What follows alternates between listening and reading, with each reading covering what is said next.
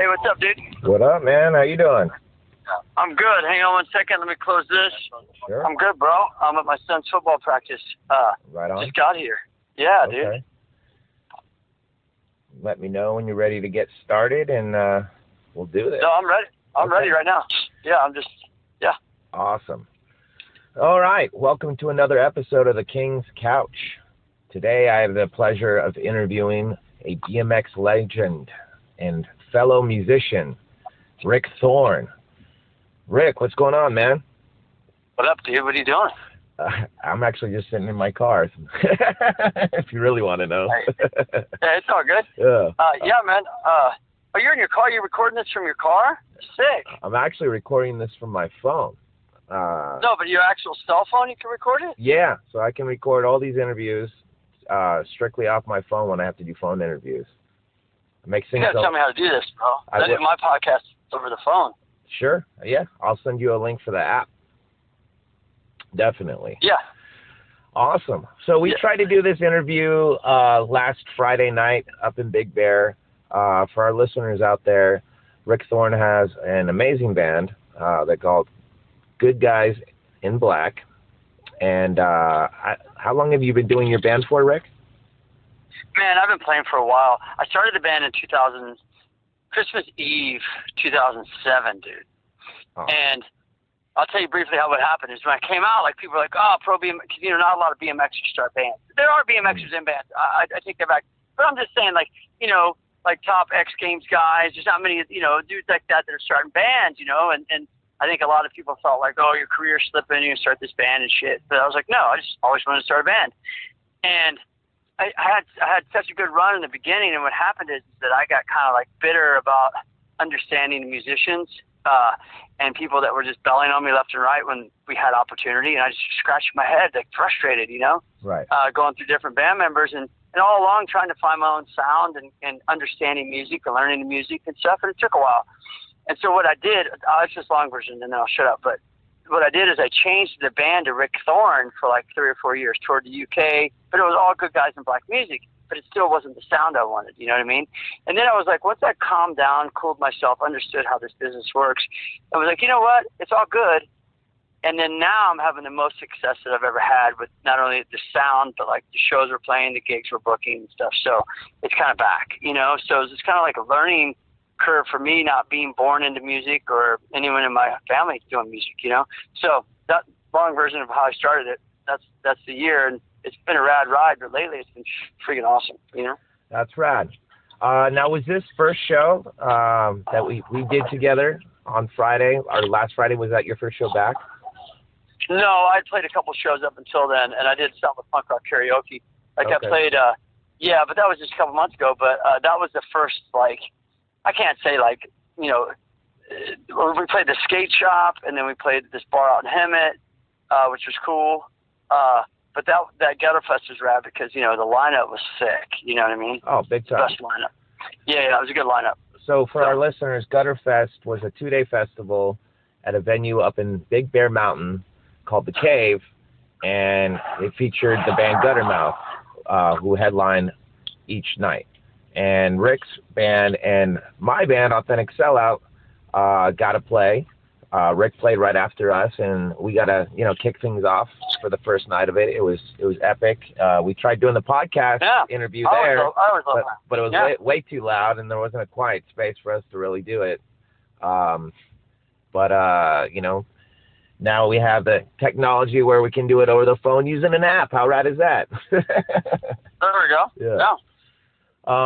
But yeah, so let's go back to the beginning. Let's talk a bit about how you got into BMXing and what influenced you to want to go pro. Dude, I started riding bikes, well, my whole life, really. Like, I started hitting quarter pipes around 1981. They were new. We didn't know what they were. We saw some shit in the magazines, and we got some ramp plans. And then I built my own quarter pipe in 83 in my backyard and was just riding by myself. And, you know, you got to put yourself in the mind space back then. There wasn't anybody in BMX sponsored outside of California, period. California was where it was at. Skate parks were still there before they tore them down. the lifestyle, never snowed, the weather was always good. I mean, California is just, in my opinion, the best state for me, for what I need to do in my life. I love it. And, you know, dude, like back then, there was no future. You know, like I graduated high school. I started doing shows in 85 and competing in 85, but shows were like at the state fair, at a county fair, at a boat show, at a, you know, petting zoo, whatever, you know what I'm saying? Like we'd be next to the pig races and shit. And this is before like it really had craze on TV and, you know, ESPN had got a hold of it. And, you know, back then there was like the vision to being pro was just like, it wasn't really so much like I'm dreaming of being pro. Maybe kids nowadays might do because they have opportunity. For me, it was just like, I wanted to run those spots and man, I'd love to just get a free bike, you know? Right. And that was unheard of. And, you know, dude, back then, like, it was just like I graduated and my mom said, I'm going to buy you a car for graduation. I said, I don't want a car. I want a new bike. So she bought me a complete Haro Master. It's badass. And I just rode it. And I worked at Olive Garden, chasing my dream, paying my bills, the way to contest. Didn't have a car, rode around everywhere. And you know what? It just worked out, you know, and then I rode 14 years before I actually turned pro. Because, you know, for a long time, for a long while, of all those years of getting better, there was no sponsors. And, you know, I was lucky because I grew up in Kansas City around a good friend of my best friend, Dennis McCoy. He became the #1 pro in the world, and he happened to be the first sponsored rider outside of California in 1985. And that just, everything that happened for him inspired me, and I just had this, like, I guess you could say role model in a sense. Like all these things are happening to your best friend and you wanted it, you know? Right. So, but as hard as you chased it, even for him at the time, you know, there might have been 2 or 3 pros in the whole sport that were making money and it wasn't that much. It wasn't until TV. So like kids nowadays, they'll see like, oh, I'm going to be pro and I'm going to have a sponsor and I'm going to do this. And that their visions they grow up into it differently than we did. We grew up to it where it was like, I started riding because I wanted to get out of the house, single parent. A lot of issues going on, a lot of anger, a lot of ways I wanted to vent.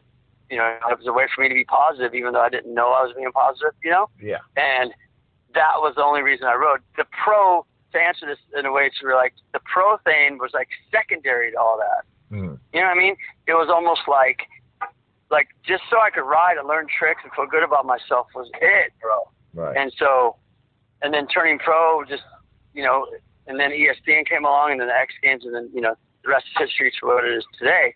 And now the Olympics, you know. So, yeah, man, I never, growing up in Kansas City, bro, and like no sponsors, nothing that, and industry shit. I just kept riding because I loved it. It made me feel good, and that was the only reason. I just got back from the skate park today. Did a little edit for my Instagram. I ride every day, bro. I try to. That's right. Yeah. I love it, Yeah, I man. did a little edit. I learned a new trick today, too. I have never done the one-handed disaster, and then I did a one-handed tabletop disaster. I've never done those. Oh, really? So you could always keep learning. Yeah, you could always keep learning. Like, you just keep your psyche, you know, and keep setting goals. Right. So. Hey, we can learn something new every day, man.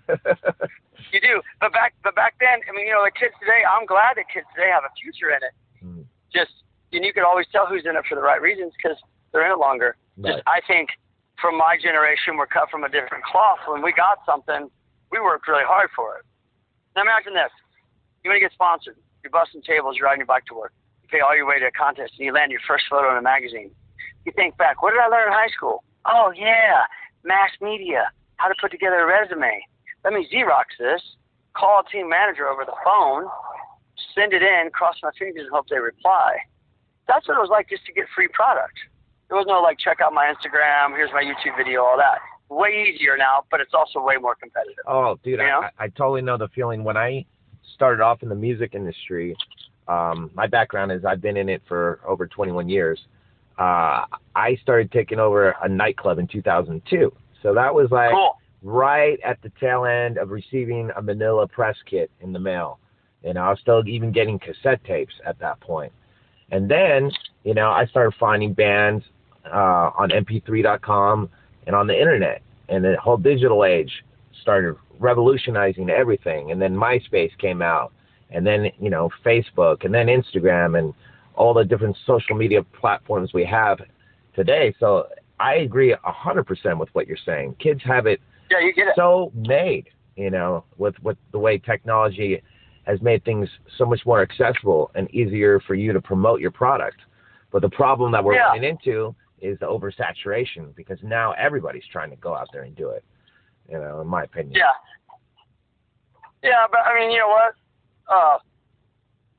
Those that really are into it, they'll make it. You really want it, you figure out a way to make it. I mean, right. You just can't let up. And like nowadays, it's like everything's very image-based, very brand-based, very like, people complain a lot about Instagram because like Instagram ain't really what life's about. But at the same time, do you want to hear everybody's fucking problems on Instagram? No. No, you don't. I don't. I mean, you want to show your best stuff, your most motivating stuff you can, even if you're going through something. I used to use Instagram. Check it out. I used to use Instagram as a way to remind myself. Like people would say I preach a lot, and I wasn't meaning it to be that way, but I was going through a lot in my life, and I was using it actually as therapy for myself to get through what I was going through. And by laying it down on Instagram and posts that were positive and things, I was really just preaching to myself. And I had to remind people, like, dude, I ain't trying to preach to you. Like, I'm not, I'm not trying to tell you what to do with your life. You know what I mean? I'm only reminding myself what to do with my life. And so, Instagram, I tell my kids that all the time. Like, dude, half the stuff you're watching is, a waste of time. But guess what? So was Gilligan's Island when I was a kid growing up.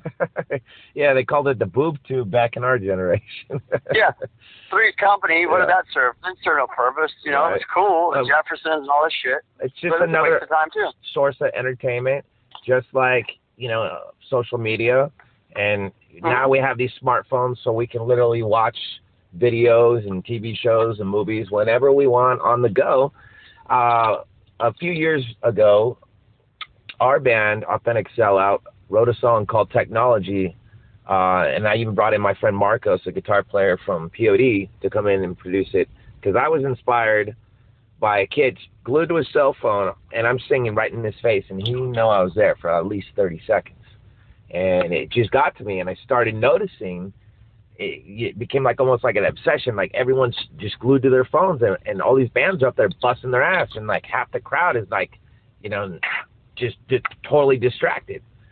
So the whole message, especially what you're saying, it's not about like preaching. It was like a very therapeutic thing for me, but also getting the message out there that, we can't let technology control our lives.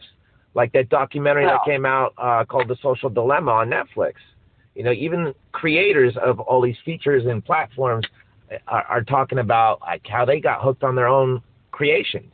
And they had to start disciplining themselves to be able to put their smartphones down and not just stay connected the whole time. Because it becomes like a habit and an addiction if you really think about it. So like it does. What you're saying, like our generation, like we didn't have all these accessible devices. We were able to go out and skate and ride, and that was like our feeling of freedom. A lot of kids these days don't really understand that. They don't have. But sorry to interrupt you, but that goes to parenting. Because I'm a single parent. I've been single now for 9 years, and I like that. I'm going to give my kids all of my attention, raising them. But sometimes it was easy because I got shit to do. It ain't easy cooking and cleaning and doing everything and laundry and homework and shit. And then you need a break. I don't mind sitting on their phones. But the difference with my kids are my son does football 3 times a week and speed training once a week. My daughter surfs. She's out with her friends skating. They still have their phone, but the lifestyle that I am, that they've seen me be, and that I've rubbed off on them. They've been in team sports since they're 2 years old. Soccer, baseball, basketball, on the line, jiu-jitsu, everything. That's amazing. So it's parenting. It's up to the parents to say, hey, push your kids' sports at a young age, and don't wait till they're like 15 and go, do you want to do sports? Because their minds, they're not even in the shape to do sports. Your body has to. Right. You know what I mean? You have to get in shape. You have to start young, And so I hear some parents say all that stuff, and I was like, well, it's kind of up to you. You know what I'm saying?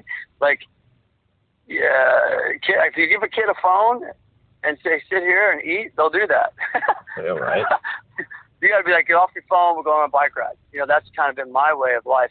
And that's why my kids are athletic. But, you know, everybody's different. You know? Right. But you're right. Some people, and the video games too, but whatever. Yeah, and that, you know, that was like something I was going to get to. You know, I was actually just going to say I'm not a parent, so I don't know what it's like to be a parent. I mean, I've played the Funkle to like pretty much all of my bandmates' kids, especially Right. Our rhythm guitar player Andy. Like, he's the closest link I have to a son or a kid, and I've known him since he was only a few weeks old when I first met his dad. You know, but he's just like you. He's totally into action sports, but he, you know, has the same sentiment. You know, he makes his kid go charge and unglues him from playing Minecraft, for example, because he'll sit there for hours and do it.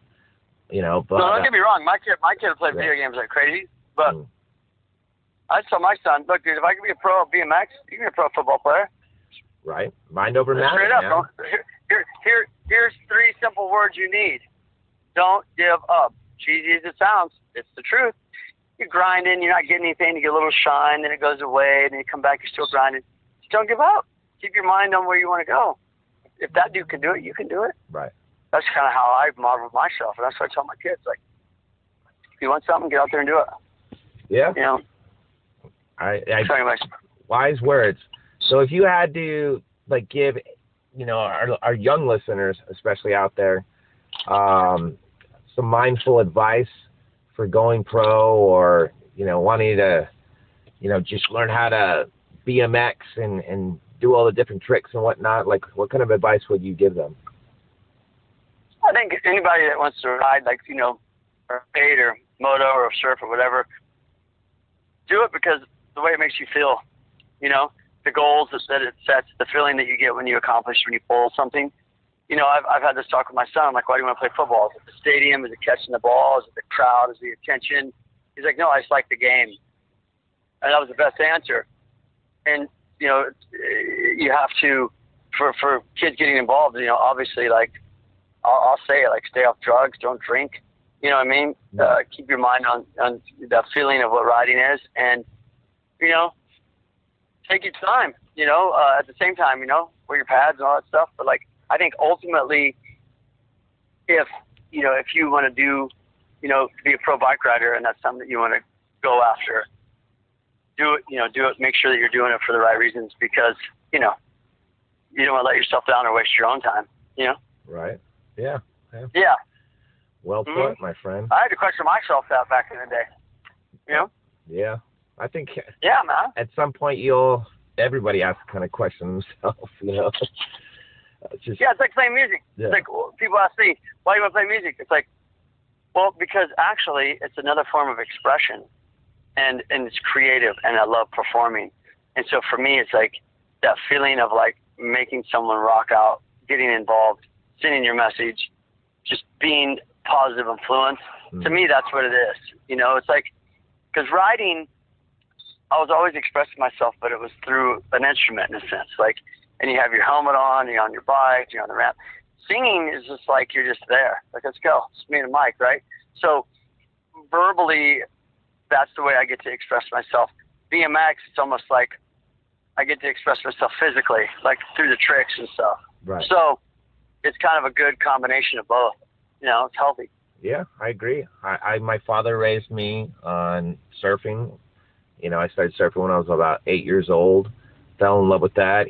He showed me all his records and his vinyl collection, peeled me away from the radio. And, you know, it goes back to what you were saying about parenting. And I'm lucky I had that, you know. Right. And he's always been a huge supporter of every endeavor I've always done. I mean, shit, we almost went in together and bought a portion of this club, Brick by Brick, I used to work at when they were looking for a partner at that time. But that is something that I'm fortunate to have, and, you know, not everyone is fortunate to have a supportive parent like that. And you know, no, I've met people across the way, and, you know, like one of my friends told me he was an orphan, And he's just like, I just had to, figure out my way and navigate through life, but I can't let my haunt pass me. And, I went from foster home to foster home. And, by the time I was like 18, 19, I was on my own completely, But you just got to keep your mind focused on the bigger picture of what you want, And well, yeah, dude. And you know what, parenting, I'll say, it's not like a pet. You got a dog, it's like different. You can leave a dog alone for 8 hours, right, and come back and he's psyched to see you and pet him and play with you and shit. Like, kids take work. You know what? Like, I sacrificed touring, and for the last, so many years, I've seen all my friends, tour and do other stuff. And I was talking to my friend the other day, and I was like, you know what, dude? I'm kind of glad that my band's now starting to take off. He's like, really? I go, yeah, because my kids are raised. Right. And I didn't miss it. You know what I mean? I'm still not missing any of it, but it's like, anyone out there listening, they're like, yeah, whatever, it's easier said than done. I'll tell you right now, I'll be the first to tell you, parenting is not easy. It's challenging and it's rewarding, but, making the time for your kid after working all day, I get it why a lot of people, might not be cheery to take your kid to football practice or get them involved with sports and just sit at the phone. I understand. It just takes a lot of work, man. It does. Raising kids is not a fucking walk in the park. You know what I mean? Right. It's not. Financially, everything all the way around. It's not. But I'm hyper, so let's go. You know what? But that's why I stayed single, dude. Because I didn't want the responsibility of a relationship. Just rather not right now. I hear you, man. I've been single, most of my life. I'm just recently going through a breakup of like 2 months myself. I actually started writing a funny memoir that my buddy inspired me to come up with, because he was telling me about like some book he was reading about this guy, and it was a story about all his conquests and his love life and whatnot, and the guy got popped for fabricating 80% of the story. And he's like, man, I'd rather read a book from you, because at least you lived it and you got nothing to lie about. So I went home and opened up a notebook. I have a ton of different notebooks. I typically use them as like lyric books, and started writing a book called The Musician's Guide to Dating. And it's basically about, the struggles and tribulations, about how hard it is to have a career, and, you're constantly out networking and having to scout bands and, sit in the office during the day. Sometimes I work from 10 a.m. to, 3 a.m. in the morning, so it's very hard to meet someone that didn't want to, just have that level of control or possessiveness or need of constant attention all the time. And it's not like I didn't have that to offer to somebody. It was just, it was a hard setting to even, meet somebody, I mean, half the time, every chick you come up to is already half in the bag. You know what I'm saying? Don't get me wrong. Yeah, relationships take time, Yeah. And, being on the road, I don't know. So I guess it could work. You know what? It could work. It works for some people. Yeah, but people make it work. Some people put careers first ahead of it, and people do. Huh? Yeah. What were you gonna say? No, I'm just saying, like I just learned that in life, through what I've been through, if it doesn't make me happy, I don't want to do it. Mm. And I've also learned in life that, I don't mean this in a way where I don't believe in love or I'm bitter towards anything like that. Hopefully no one takes it that way. Right. But I'm not the kind of person sitting around bummed with nothing to do, waiting for someone to make me happy. I have to make myself happy. Right. Okay? And if I meet someone that wants to take that happiness away, you know what I mean? I can't be with you. Right. And because I'm all about that, I'm put on this earth for a short amount of time. I've already been through a lot, and so that, that's just why I stayed single, because I wanted to just devote 100% to my kids. And then when I didn't have my kids, I'm riding, man. Right. I don't have time. I literally don't have time. And one day I probably will, but right now I'm cruising. You know what I'm saying? That's a great way to put it. I like that. It's all good. Yeah, right now I'm just cruising. Well, who knows? I may meet the right girl right now. Right now I'll be like, what? And I'll be like, cool. But at the same time, I'm not over here well, I really wish I could meet someone so that I could finally be happy. I'm not that kind of person. Right. You know, be nice, but at the same time, I still got shit going on. We're good. No, I feel you, dude. You definitely have that PMA, and that's one thing I noticed about you. The first time I even like saw you in person, you were singing for punk rock karaoke at the Viper Room. You were like a featured guest, and we had opened up that show. This is like probably 2016, 2017, something like that. It was an epic time, but you just like, I can't remember word for word what you said to the crowd, but it was very like motivational and positive. And I was like, I like this dude. And when we did that show down here in San Diego a few years back with Ani, when she suggested it, she's like, well, I could book Rick Thorne's band. I was like, oh, I didn't even know he had a band. You know, but I've only seen him come up and do a song on punk rock karaoke. I was like, yeah, let's do it. And that's when that whole show came to be. So when I heard that you were on this bill for Gutterfest, I was so stoked. I was like, fuck yeah. I was like, I fucking love this dude. I want to get to know this dude better. I was like, you know, and that's what it inspired me to want to have you on my show. You know, because my tagline is everyone's got a story to tell, and I just want yours to get heard. And yeah, dude. I want to be able to inspire my listeners. I don't give a fuck if it's one person that listens to this episode or 5 million. If one person is affected and finds some kind of inspiration or healing from listening to your wise words, that's all that matters to me. This is like another source of entertainment at the same time, but most importantly, my current career is as a nutrition and lifestyle coach, and I just like helping people. I've always been that way, and I'd like to surround myself around people that are like that. I mean, you know, we're both getting older. I'm in my early 40s. You're in your, early 50s, right? And you just reach a certain point where you don't want to be around a bunch of partiers and burnouts and people that don't have ambition and you know, may feel like they're going to drag you down. No offense to those people that may feel lost and confused in life. You know, I have a lot of friends like that I've tried to help over time. Some I've had to kind of just say, you know what, dude, I'm here if you need me, but you know, you just got to figure out your own shit. And you know, there's some that have died, unfortunately, and you know, it's that's just life. You said it earlier, like life is precious, life is short, man, and you really got to just live it to its fullest. And like that's one thing I love about you. I can just sense that kind of energy, you know. I mean, thank you. And anyways, I just went up on a whole. No, dude, I appreciate it. Yeah. I mean, yeah, it is short life. You know, I've always felt that way, bro. I mean, I just found, you know, I feel blessed. I found something I like to do when I was 12. And then my son found something I like to do when he was 8. This is 5th year football. I mean, I could see him playing high school, college, pro if he wants. I'm not even tripping. I know that he could do it if he wants to do it. And what I'm getting at it by saying all that is that, like, just at a young age, I just kind of knew that, like, you know, my mom, she was going through some shit. I remember a few times when we'd stay the night in the graveyard where my uncles were buried. Yeah, it was crazy, bro. And so I was this little kid. But the first time I was kind of freaked out and shit because it's like graveyard, you know? Right. And we ended up with these tombstones and shit. And then, like, I was like, you know what, dude? This is what I told myself as a kid. This is where I'm going to end up. So why not go for it?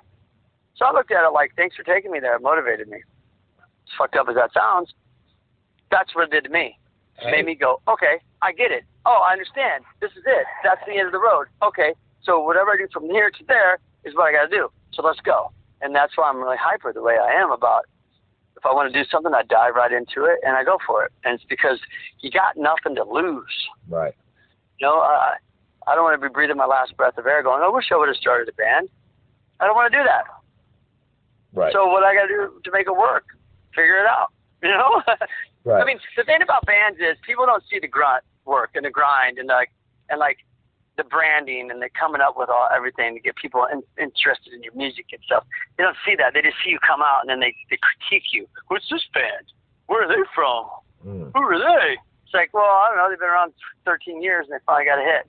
It's like people don't see that part, so you can't really listen to that. You know what I mean? Yeah. You know what? That actually made me think of something that someone just recently said to me. She's like, "Why have you been doing Authentic Seller for 15 years if you're not making any money doing it?" And I looked at that person and I replied, I was like, because this is my passion, this is my therapy, it's what makes me happy, and like it's more for me than them, even though I feed off the energy of like the listeners and the crowd. You know what I'm saying? It's just like some people just don't get it, and this person doesn't have like a hobby or a passion like we do for music or action sports. I never really excelled with action sports myself. I was more the photographer and filmer guy, but I'll still go out there and charge and skate and surf and snowboard, even though I never really got that good at it. You know what I'm saying? But yeah, I found my craft in other ways. Right. And I'll never forget like the first time I ever just sang. I dropped the guitar and just picked up a mic and sang, and it was electrifying. And that feeling is something that a lot of people don't understand.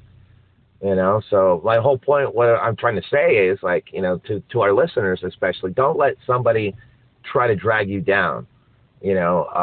Just because something isn't hitting or making money, just keep doing it if it makes you happy. Fuck what everybody else has to say. Also too, like a lot of people, they want to. What I believe, through my life and for what people try to talk to me about when, what I was doing, is I think people kind of they gauge off of like your dreams, off of like something they might have tried and failed at. No. So they think you can't do it. Just because they didn't do it, they think you can't do it, but they might not want to see you do it.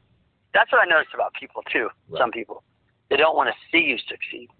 And so, because they're not succeeding. And so those are toxic. That's toxic. So those type of people you just got to get away from.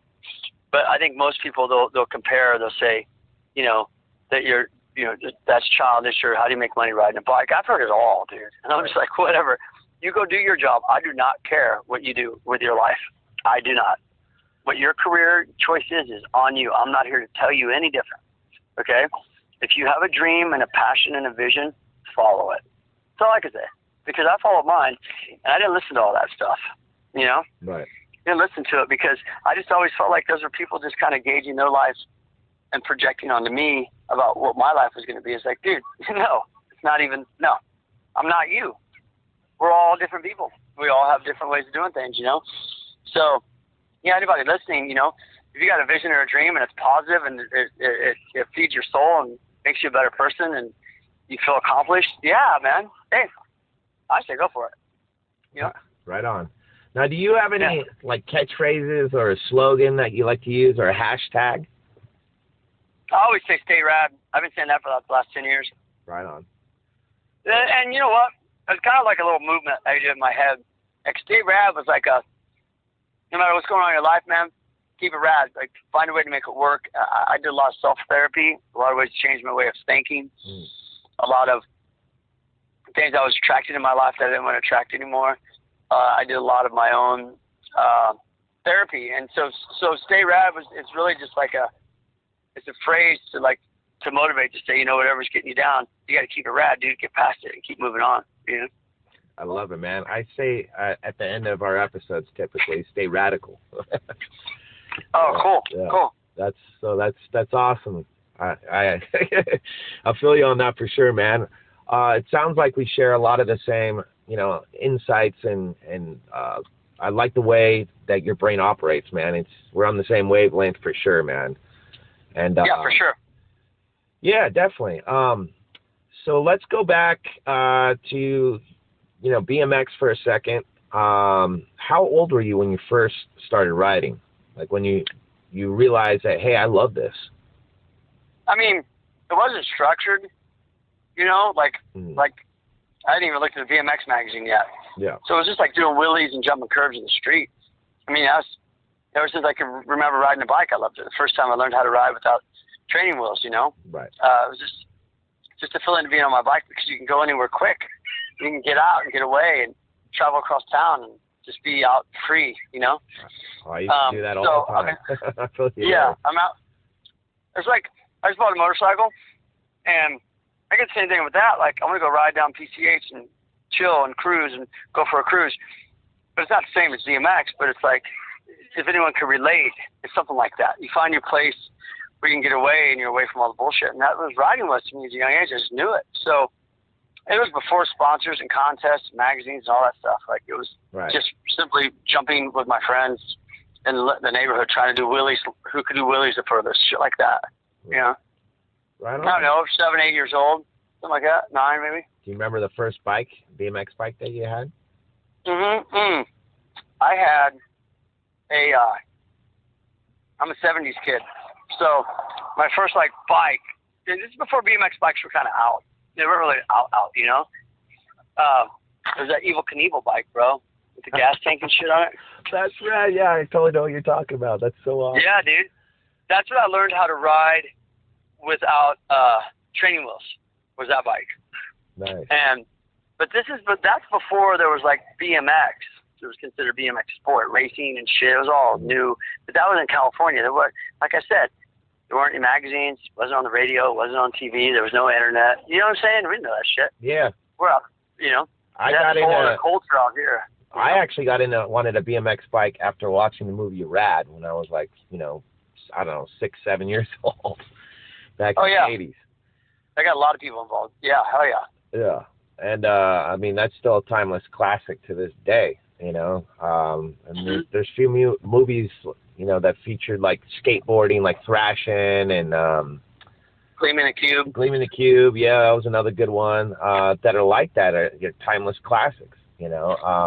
And I always try to influence, like, kids that, you know, are in the younger generation to go back and watch those type of flicks, you know. They had a lot more soul than a lot of the movies that are put out, you know, this day and age. So. Yeah, well, it's just like everything, you know, from acting to, you know, just to keep it positive at the same time, but from acting to music to sports, you know, the help of the internet. I think personally there was always a lot of good people, or a lot of people that had the potential to be good. Right. It's just you had to be noticed. In order to get noticed, you had to move to Hollywood in order to try to get into films, or move to Hollywood to try to get a record deal, or go to Nashville, or like. But I think all along, I was thinking this the other day, I think there was good people all the time. They just didn't have any. They were discouraged because they didn't have a way to get it out there. Right. You know, you had to pack up and move. Now it's like, you know, who do I got to send this link to? You know. So I think all along, honestly, I think back in the day, I think there was a group of musicians that were probably good that never got noticed, just for that fact. You know. Oh. Think about it. 100%. If you're jamming a band in Nebraska in the '60s, you got to move. No one's gonna. You got to get your demo to somebody. You got to record it in the studio. You can record shit. We're recording a podcast over the phone. Fuck's sake. You know what I'm saying? Yeah, like, exactly. So I just think back then there probably was a lot of people that wanted to be involved. They just didn't have the access. So. Right. I don't know. Yeah, I hear you, man. I had to start off, like, you know, jamming for the first time in my parents' garage. You know what I'm saying? Mm-hmm. Yeah. Now it's just so you don't even need a full band anymore. Especially no, but you know what? It's all good. Yeah. You know? Yeah. I mean, you got to figure it out. Everybody's got a different story, you know. And if you love it, you'll figure it out. And if you know, that shines through. And that's what I was saying earlier. Question yourself what you do. If you really love it, you'll be able to do it a lifetime. If your intentions are for fame and money, you might be in and out quick. You know what I'm saying? Right. That's just all extra bonus. That's how I look at it. Right. Fame and money and opportunity is just a bonus on top of what you love to do. Granted, yes, dude, I know I have to raise my kids and I have to make money. You find out a way how to make money doing what you love to do. But without that love, you wouldn't put up with a lot of the stuff that I put up with in order to keep doing it. You know what I mean? True. So for our listeners out there, you know, it's common to, you know, have a career, whether it's, you know, sports related or whatever, where you kind of just lose the fire and the passion. Has that ever happened to you? And have you ever had to get through like those types of hurdles to really like Absolutely. ignite that kind of inspiration to find your self again? Absolutely, dude. Starting a band was one of them. It's you reinvent yourself. See, what I do is I do stand-up comedy. I cook. I draw. I do art. I have a band. I host TV shows. I act in movies. I ride a bike. If all I did was still just ride a bike and gauge my value off of what place I got in a contest, I don't know if I would be like as probably might burn out. Because one thing that I've learned in life is that you have to reinvent yourself. What I've been doing lately, I've been going back and riding with Tony Hawk down his ramp once, twice a week to relearn all my vert shit. Because I didn't ride vert for a while. I started riding pools. And when you ride pools, you lose all your tricks. Because pools are gnarly, right? It's hard to do tricks in pools. Right. So what I'm getting at is that reinvent. Change your hair. Do something different. Change your bike. Something that's going to make you feel like you're moving forward and that you're progressing and that you're learning a new trick. Ride something different. I haven't rode street in a while. Oh, let's go ride park. Oh, let's ride vert. Let's go lake jump. That's it. Do you understand what I'm saying? Yeah. You're always switching it up, but it's always, and so then you get into other things and other careers based off of your BMX and go into other stuff, but you have to be fearless about it. You can't be afraid. You know what I mean? Yeah. Like, you know, you're a top athlete and you want to start a band. Some people are afraid of that because they don't want to be judged. And I'm just like, judge me all you want. I've been judged my whole life. It's all good, you know? So to answer your question, like, yeah, dude, you have to set goals. And, you know, that's another thing about Instagram. It helps me set goals.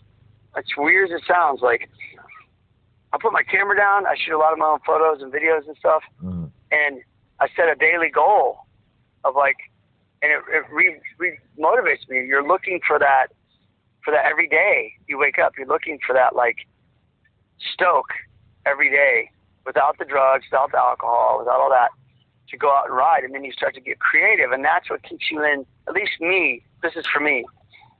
That's what keeps me inspired to where I don't feel like, oh, I'm tired of riding, because I haven't placed one value on it, you know? Mm. I haven't placed a contest placing the be-all, end-all of, like, what my title is. Don't get me wrong. Competing's rad. Competing's gnarly. I competed 25 years straight. I'm all down with it. I get it. But that's not my only value. Right. You know? Yeah. And I've seen it happen to other riders where it's been their only value, and they've gotten out of the sport. Because, you know, they've made that, I don't know, I'm assuming that they might have made that the value of what made them valuable as a rider. But, you know, I'm just assuming, though, you know? Yeah, I feel you, man. Yeah, starting a band's not easy, bro. We're like, oh, I'm going to do this. People are like, what?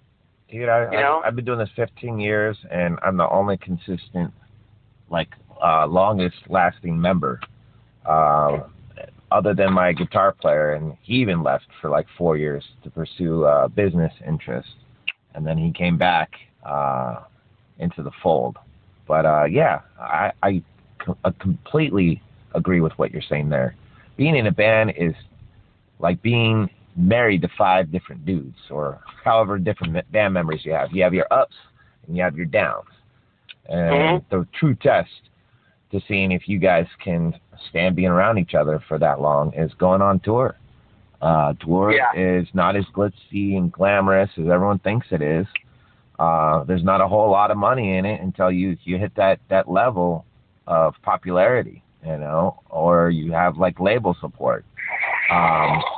The dream that we had, you know, at least when I first started out back in the 90s, you know, wanting to get signed and all that, I never thought we'd be in this kind of day and age, and never really envisioned that, you know, we'd have this kind of platform where we could put everything out there. And I try to utilize it for the right reasons. I'm not just posting the post, and some people do that, but hey, nothing wrong with that either. If that's what keeps you happy and satisfied, go for it, as long as you're putting out positive content, you know. But yeah, I love playing music, and that is something that I was actually wanting to ask you too. Like, do you play any other instruments, or do you just sing? Like, how did you get into wanting to sing in a band? And why don't you tell me a little bit about that? Well, what came with action sports in the early days was hosting. You ride a day, you host a day, you ride 2 days, you host a day. And so I learned, like, I was about 17. I was good on a mic, good crowd hyped up, hype guy and shit. Mm-hmm. And then that led me all the way through the years to do, like, Tony Hawk's tour and arenas with 15,000 people. Eating out of your hand, not eating out of your hand, but you know what I mean? Like, you had control. Like, say this, people be like, it's all right, Right. Get them hyped up, And I always wanted to be in a band, bro, just growing up. Like, just wanted to vocalize myself. But, what really got me into it was I just reached a point in my life where I felt like, when you're focused as an athlete and you're, in the X Games and that's your goal every year to make it in there, work your ass off and stuff. Competitive, it's a lot on your body, and it's a lot of, it's just not handed to you. And so when that's your focus, it's hard to find the time to be in a band as well. You kind of got to, like, make a decision. You could do, like, a part-time. Some people do both, but it's demanding on you if you're going to be, like, full throttle at that time. Because at that time, with that craze with the X Games, it was booming. There was something new every day to do. Okay. Right. Yeah. And I just reached a point where I was like, look, man, I've competed this many years. I've accomplished this much and this and this. I know for a fact that I could still be a rad bike rider and start a band, and I'm going to go for it. So I'd kind of, like, not necessarily got the confidence from riding, but at the same time, like, that's what I was known for. That's how I was making my money. That's how I was supporting my family. And, to start a band is just something that I just said, I'm going to do this. And, after years and years of touring Warped Tour and watching band after band go through and make it big and standing on the stage every day behind Rants and watching them play and Social D and Pennywise. Some days Pennywise would be like, come up and see Minor Threat, Rick. And then I got a little taste of what it was like to be a musician. I remember one year Pennywise couldn't go to Hawaii on the Warped Tour, and Broham was kind of like the anthem for Warped Tour. The Bosstones started playing it, and me and Caballero were on stage. And Dickie Barrett, from the Bosstones, he didn't know the lyrics. Mm. And he said, anybody know the lyrics? And he looked at me, and I go, I do. And so I got to sing Broham in front of, like, I don't know, 5,000, 7,000 people. This is like 97 or 98, 10 years before I even, like, started a band. I'm getting a taste of what it would be like. You know what I'm saying?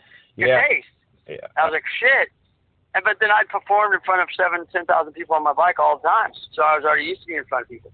Right. So it was just kind of like a thing where, like, I'd reached a point where I was like, you know what? Do or die, man. I've been thinking of this my whole life, and I'm at the point now where, but I didn't know a lot. Someone would say, like, hey, do you guys have a back line? I'd be like, what's up? Yeah, I didn't know the lingo and shit. I had to learn it all. Oh, dude, that's why I threw myself in the fire when I was 20 years old. I was inspired by going to all ages shows at a club down here called Soma. My father found the place because he was in the Social D and Sublime and bought a couple concert tickets for us. And he's like, hey, I'm going to start dumping you off here every single weekend because you need to let out some positive aggression in that mosh pit.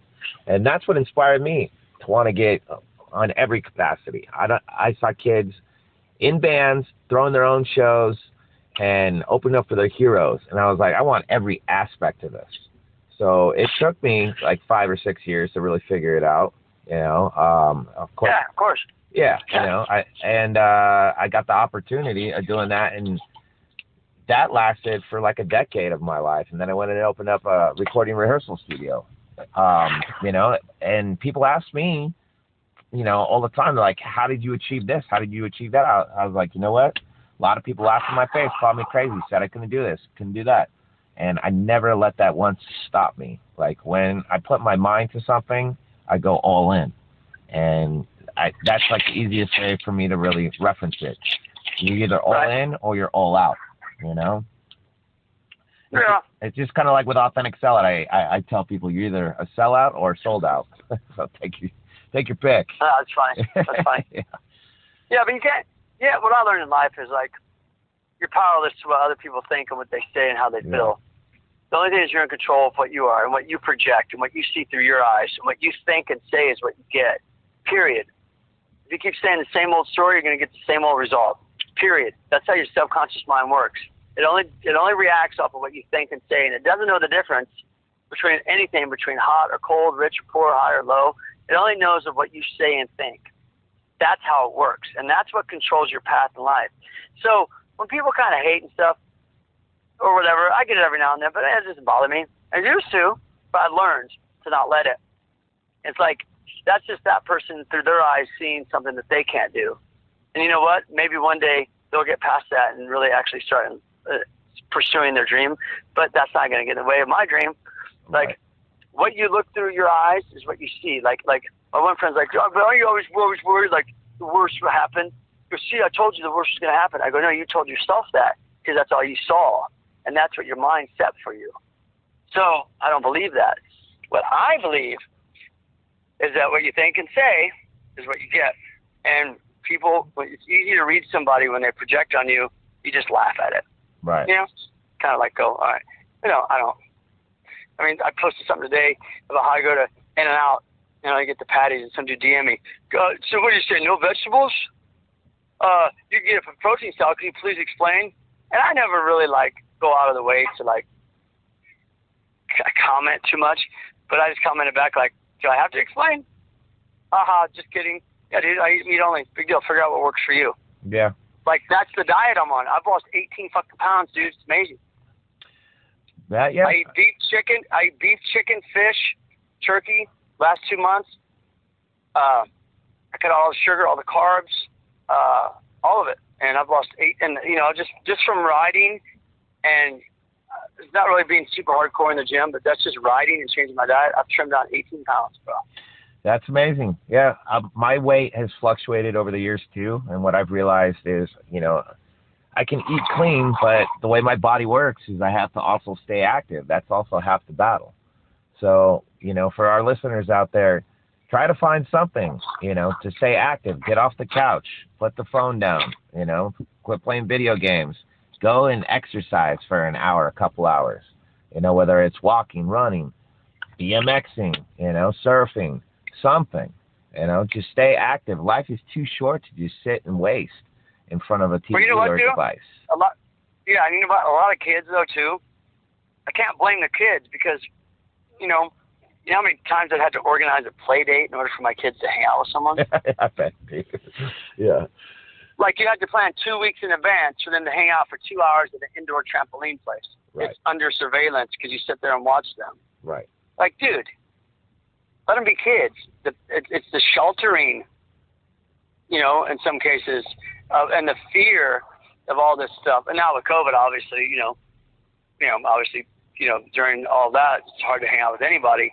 But, you know, it's hard for the kids because they grow up in that, you know, and they don't know any different.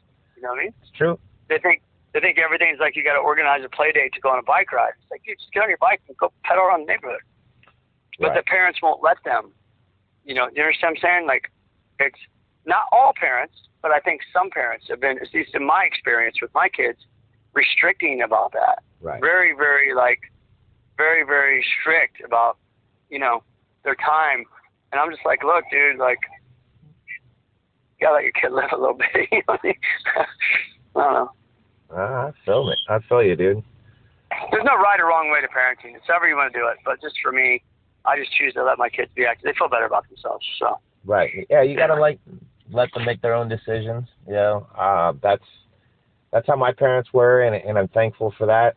I didn't always make the right decisions, but you know what? That's life. You know, I mean, tomorrow's a new day, and as long as you're healthy, breathing, and staying alive, that's all that really matters. You know, I live my every day like it could be my last. Like, for example, I just lost a friend to a motorcycle accident a couple weeks ago. Oh, shit. Yeah, and it just kind of, it's things, the tragic events, circumstances that are unfortunate that happen that remind you that, you know, life is short. Like last night I went and attended the San Diego Music Awards, and I did a podcast interview where I was like the guest on this artist show, and he's a hip-hop artist here in San Diego. His name was Van Bates, and he went by Black Hesher, and he had this like really punk attitude, and we talked about collaborating and doing stuff together. And then he unfortunately died a few weeks after I did that podcast, and he posthumously, like one music award last night. It was beautiful to see that, and his whole little clique and crew. He had like a production company called Cult Music. Wait, he died? Yeah, he unfortunately passed away, and the message that they had to say, accepting his award was so like beautiful, man. It was just like, live free, do what you want, music lasts forever, and it's all about like, with music, you have a lasting legacy. Like, how do you want to be remembered? That was like the whole message, and like, he will always be remembered for being a wonderful human being. You know what I mean? And yeah, man. It just makes you think, like, how are people going to remember you when your time's up? You know what I mean? And a lot of people don't think like that. My honest opinion? Sure. We all fade away. Yep, I agree. And what I mean by that, I don't mean in a bad way. Because you die, and then your family remembers you, and but then they die. And then as it goes on, you keep going on, you just kind of become forgotten. Bro, we just filmed a music video. Unless you're like Michael Jackson or like Beethoven or someone like that, like Genghis Khan or some shit, or like, or like, a president of some sort, or some like, like that. I'd be lasted like, how long have we known about the Romans and shit? You know what I'm saying? No, like, very few people are known forever in the history books, but most of us, we fade away. And I don't mean it negatively. That's what my new song's about that we wrote called Time Slips Away. Yeah. Is like, you don't fade away, but at the same time, we all fade away. And that's why you got to live in the moment. And that's really all you have is a moment. So it's a weird balance, though, because you want to live in the moment, but you don't want to blow all your money and be a fool because you want to plan for your future at the same time. But then you got to come to terms and realize that you're not going to be here forever. So it's like a weird balance, Right. And, that's exactly what it is. We fade away, man. And I don't mean it like bad, and that's why really you have to live for today. And all these things we've been talking about this whole podcast, like, don't worry about what people say. That's just their own trip. Just keep your mind on you. Keep telling yourself what you want, and that's what you'll get. Don't put other people's thoughts in your head. You know what I mean? Absolutely. Yeah. But yeah, that's yeah. I hear about your buddy. Sorry about your buddy though. That sucks. Yeah. It was unfortunate. I mean, I remember my mom telling me once when I first started out in this industry, and it had only been a couple years in, and she's like, I was telling her about somebody passed away that I worked with, and she's like, my whole lifetime, and I know a lot of people, I've never had to deal with so much death. How do you do it? And I was like, well, you were an RN nurse, growing up, and I saw the way you handled it. You just got to, not dwell on it and appreciate the good times and the bad times, and just, the memory of that person. For how long you got to know them, whether you know them in short amount of time or, long term. It's just, but it never gets easier. I was going to say, to kind of like a tail end of what you were saying about, we all fade away. I had that kind of self-realization more than ever last year when we filmed the music video called Cemetery. We filmed at Mount Hope here in San Diego, which is the oldest cemetery in San Diego. And they had tombstones going back to like the 1800s. And one of the crew like pulled me aside, and he's like, hey, you know what the sad part is about a tombstone like this? It was from like 70 or something like that. He's all, that generation of family is probably not even around anymore. This person is just forgotten unless someone walks by and notices this tombstone right now. And it just kind of made me think. And that same day, Eddie Van Halen had passed away, which was even more eerie and surreal. And it's just, your mind starts going in interesting directions. Meanwhile, I'm playing myself, who gets, I don't want to give away the details because I want you guys to watch the video. But I'm basically, dealing with, a second chance at life. Just to kind of allude to, the whole point I was filming at a cemetery. But yeah, life is short, man. And speaking of short, we're running short on time. So we got to kind of wrap this interview up. First and foremost, how can people get a hold of you on social media? It's at just at Rick Thorne. That's like, and then my band at Good Guys in Black. Okay. Yeah, man. So it's like, Instagram, Facebook, Twitter, all that stuff's all the same for both. But yeah, man, that's pretty much, that's the best way to see what I got going on with all my shenanigans. Right on. And of course, I love to have all my guests leave our listeners with a positive affirmation or message. What would you like to tell everybody? Stay rad, dude. That's it. You heard live your life, and stay rad. You know what I mean? Yeah, and I think you pretty much summarized everything in the hour we've been talking. Rick, dude, I got to tell you, man, it's been amazing sitting here talking to you. I love, like, how we're on the same wavelength, and, I knew, like, the second I saw you play, I was like, I'm going to love this dude, I'm going to have a connection with this guy. And here we are all those years later. And you, very wise. I appreciate everything that you've had to say during this interview, and I hope our viewers do too. And on that note, it wraps up another episode of The King's Couch. I'm your host, Sulo King, and this is Rick Thorne and I saying stay rad. Stay rad, dude. Peace out. All right. Catch you later, Rick. Thanks, bro.